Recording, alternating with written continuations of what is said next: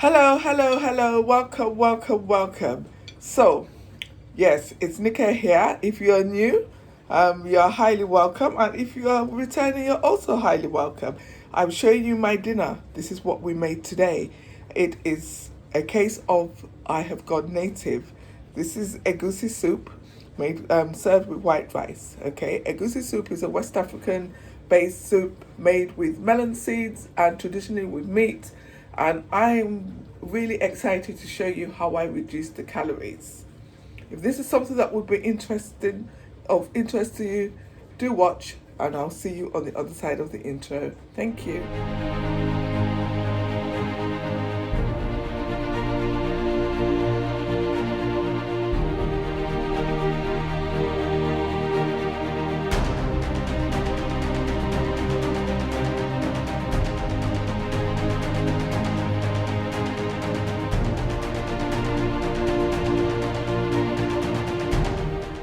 Hi guys, just a quick word. What I wanted to say is that this recipe is a lower calorie version of a very popular dish, a dish that was definitely popular in my house that I didn't really cook as much since I went on my weight loss journey, simply because of the number of calories involved.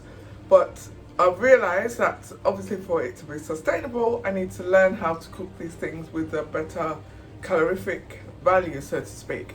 So I hope you will like today's recipe and that you will give it a try, or that you will give a spin on your favourite dish that might be considered to be high in calories, and put a twist on it. Because trust me, you are not sacrificing on flavour, and it can only be a win-win situation.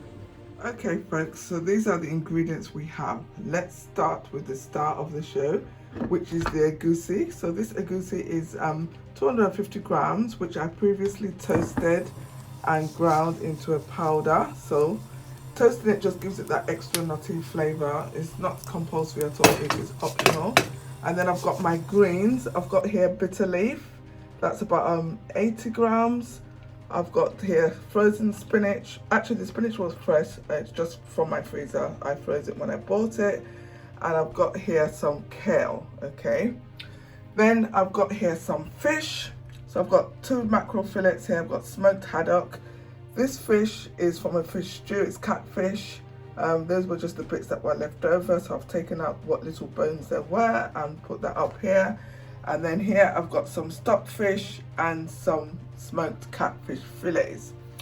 Then for the rest of it, the seasoning. So to season my fish, I have got in here 1 teaspoon of parsley, 1 teaspoon of black pepper, half a teaspoon of chili, half a lemon, and 1 tablespoon of olive oil. Okay, and then to season the stew, I have got here black pepper, smoked paprika, and garlic and ginger powder. Now I don't think the smoked paprika is actually traditional, but I use it because I don't cook with a lot of palm oil and I like that red color, so it's just to add a little bit of depth to the color. And so I've got here 2 tablespoons of palm oil. I've got here some fish stock that I made previously when I cooked fish stew, and I've got locust beans and scotch bonnet pepper, half a very large onion, and I've got 3 tomatoes. Okay, so there you go, those are the ingredients. Okay, to get started, the first thing I'm going to do is I am going to season my fish. Okay, so I'm going to use this brush and I'm going to just brush on that on here like this. I'm going to do that all.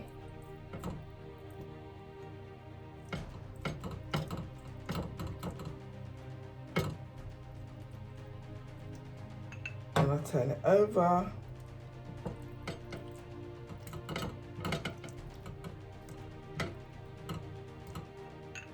And do the other side. That's it. Right, so I'm just going to set that aside.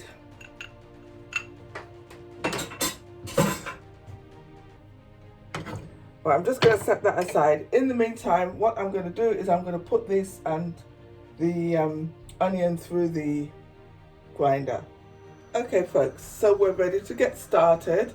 So while I was off camera, I went ahead and sliced my tomatoes. I diced half the onion and I blitzed the locust beans with the onions and scotch pepper here.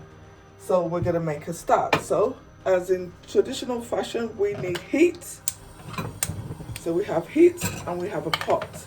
Okay, so I'm going to go straight in with my palm oil. Okay, so that, remember, that's 2 tablespoons. I think what I'll do is I'll rinse it out with some hot water later into the pot. So I'll just put that to one side. So I'll let that get nice and warm. Let's spread the whole pan. Okay. Okay, so the oil is quite hot. It's not, we don't want to bleach it, we just want it to be hot. So I'm going to go in with the onions. Right. Okay, so let that get all toasty.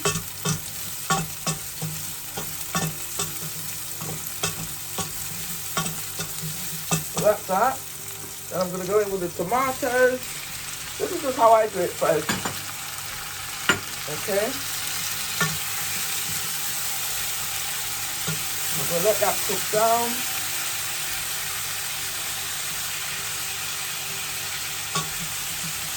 Seasoning.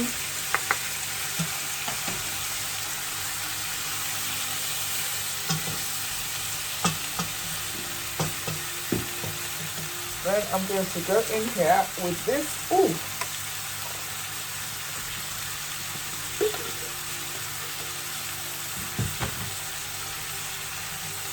So that goes there like that.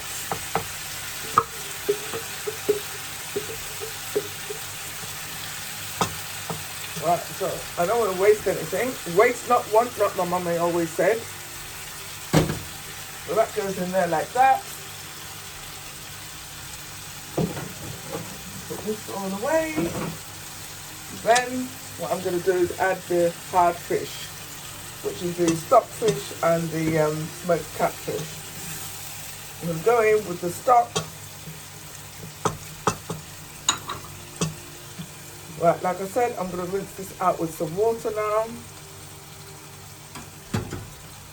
And what I'm going to do now is turn the heat down and just let that all come together. So I'm going to add a little bit more water. So altogether, it's probably about 100 mils of water. And the stocks were just like 4 cubes, like ice cube size. So, yeah. So I'm going to let that all boil up. I'm going to put it on the back burner. And I'll let that cook until everything is sort of homogenized, nearly. Okay, so cover it. Take that off. Put that on. Leave that here. Okay, so while that is boiling up, I've got here my, I forgot what you call these types of pans. Skillet. Right, okay, I think it's a skillet, but never mind. You know the type. It's got the grooves on it, okay? So I'm going to let that get hot, and what we're going to do is that we're going to griddle, that's the word, griddle. We're going to griddle the fish that we seasoned earlier, okay? So, I just need that to be hot. How can we test if it's hot? Is we can splash some water on it. It's not hot yet anyway. So that will start to sizzle when it's hot. Okay, so there you go. The pan is now hot. I've turned the heat right up, and what I'm going to do is cook this fish basically. Oh, check that sugar out. There you go, move that over.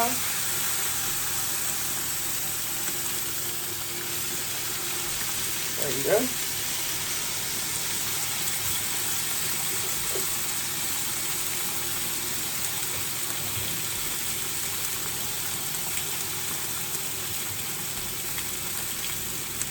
Right, that's just going to go until it just cooks on each side, really.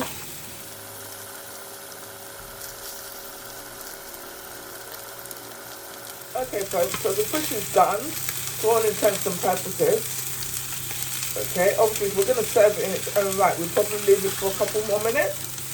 But as it's going in the stew, this is okay.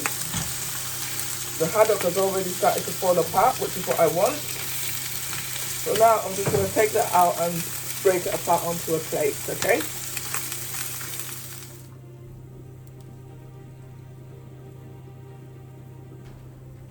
So our sauce is nearly done.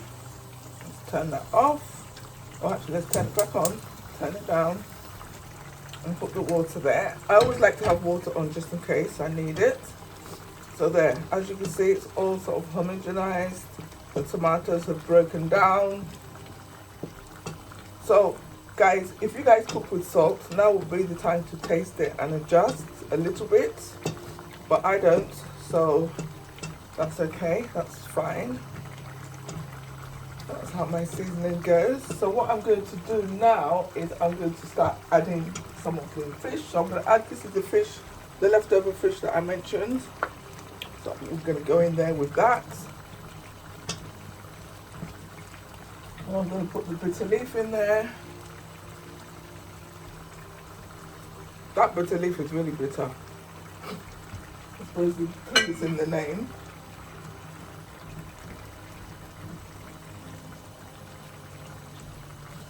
Okay. Let's turn that all around.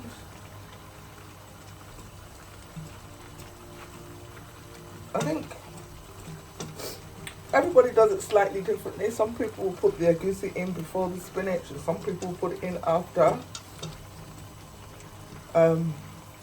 Yeah, mine is just how it takes me on the day, to be honest. Today I am going to put the spinach in first. I mean the kale rather, in first. So we're going now with the kale.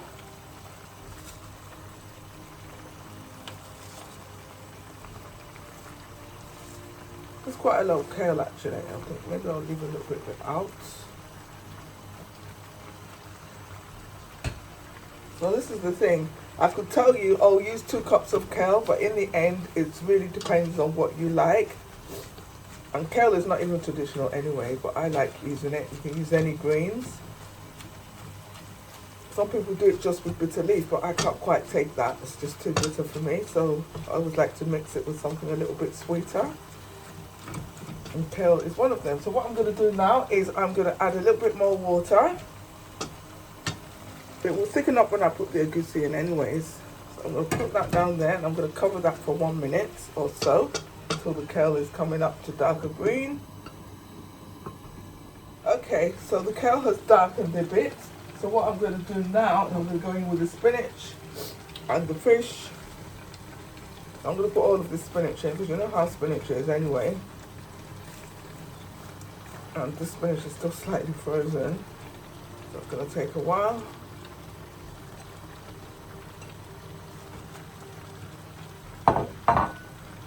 And this is the fish, guys. Okay, so I'm just going to put that on top there like that.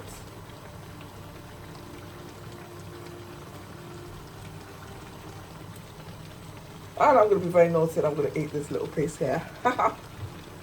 And just cover that. Okay, folks, this has been cooking now for a while. So what I'm going to do is I'm going to stir it up.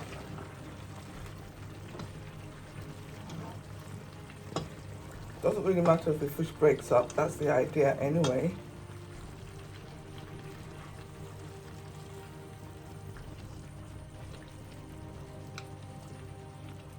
Right, okay.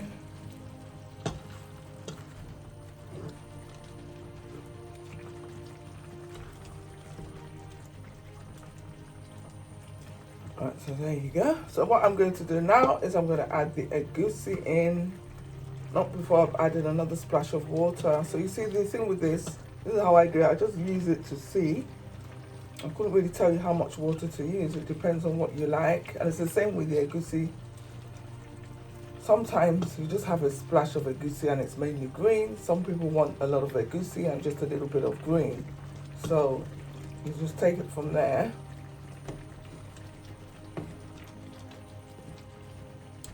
And some people also, what they do is they break an egg into the egusi and wrap it into balls, but I don't bother with that.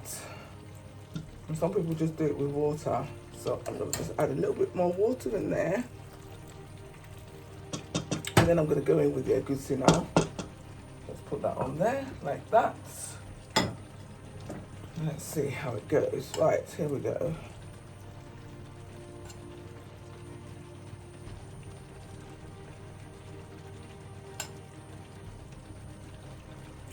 Now back in the days, I probably would have gone in with some more Parmesan on top of this.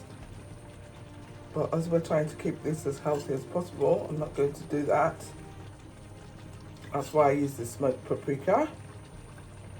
And I'll tell you what I forgot to put in here, I don't even know if I've got any, is crayfish. So I'm going to put some of that in there. And then like that.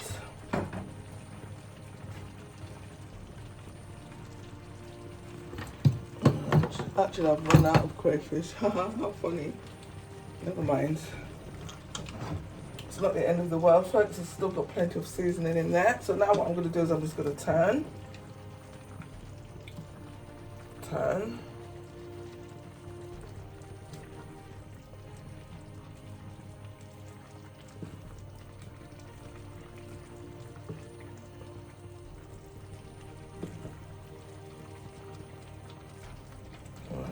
So I'm going to put just a little bit more egusi in there, then I'm going to leave it to cook down.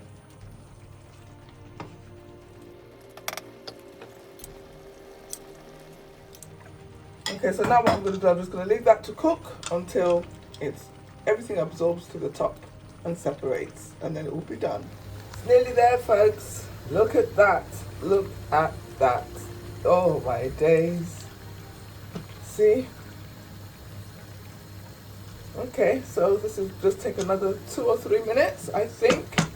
I'm gonna let it go. Don't want burnt egusi, but this is how it will be. Okay, guys, this is it. This is it. It is done. We're gonna switch off the heat. Look at that. Heat off. Look at that. So as you can see, it's quite thick now, but as it cools down, a bit like your porridge, it will get actually thicker. And you can have this with what you like. You can have it with rice, which is what I'm choosing to do today. You can have it with eba, with fufu, with boiled plantain, boiled jam, fried jam. You can have it whichever way you please. So guys, let me know in the comments if you would make a dish like this. Okay, thank you for watching this demonstration. I hope you have enjoyed it. If you found any value in it, please do feel free to share it with your friends and network. But whatever you do, stay safe, guys. Stay safe. Look after yourselves. Eat well. Stay hydrated. But as always, be happy. Be kind. Be kind to yourself. Be kind to others. Thank you for watching. Mwah.